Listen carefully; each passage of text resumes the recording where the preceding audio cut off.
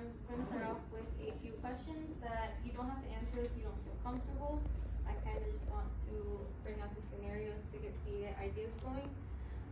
So I wonder how many of you have found yourself trying to hold back tears or something, working at the cashier at your job, or find your legs shaking all the time, or find that your fingers always have to be tapping on a pencil, or find that your appetite changes drastically from week to week or month to month, or your sleeping schedule. And I want to start off by saying that I know this is an expert speech, but I am no qualified professional to tell you how to get better mentally.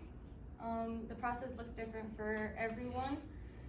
That being said, I myself have found myself battling with anxious thoughts and attacks for a few years, and although I can't come up here and say that I have everything figured out, I can say that I have tried to apply some of the techniques that I have on here.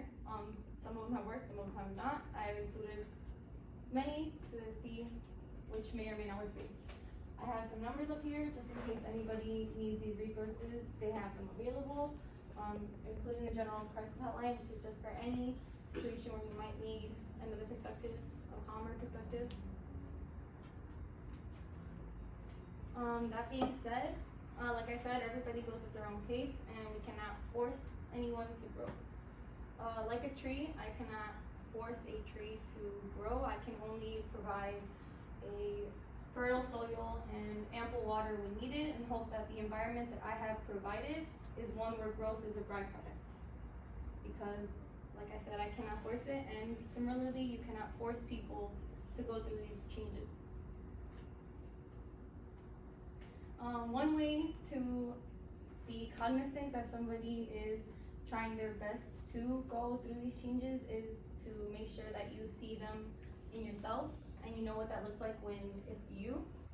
And ways to do that are to take care of yourself, and that's starting off small, cleaning your bed when you wake up in the morning if you don't usually do that, or cleaning up your workspace where you do homework, just so that you can feel like you have a clearer headspace as well.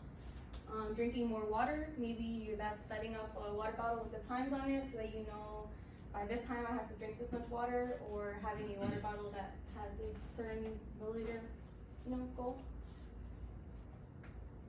And beyond that, self-growth goes beyond just looking out for yourself. It's also important to look out for others as well. Those around you, just your friends and family, may also be struggling in silence that you don't know, and it's important to check out on them the same way that you would appreciate someone were to check out on you.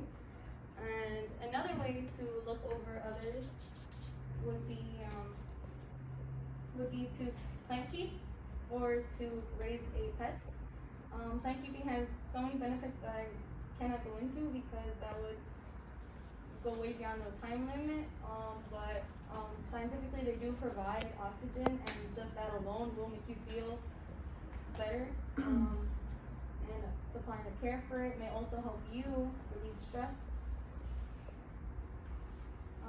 Lastly, it's just important to emphasize that everybody goes at their own rate. Growth is not steady. Anything can be triggering, and that is okay. It is okay to be triggered, and it's okay to have off days or off weeks or off months, because that doesn't mean that you're off track. That just means that you had an off day. So that being said, it's important to be patient, to advocate for yourself and be your biggest advocator, because that's very important at the end of the day. I hope I may have sparked some possible self-care sessions, and I hope that everyone has a good night's rest coming home from a long day of speeches today. And I hope that you all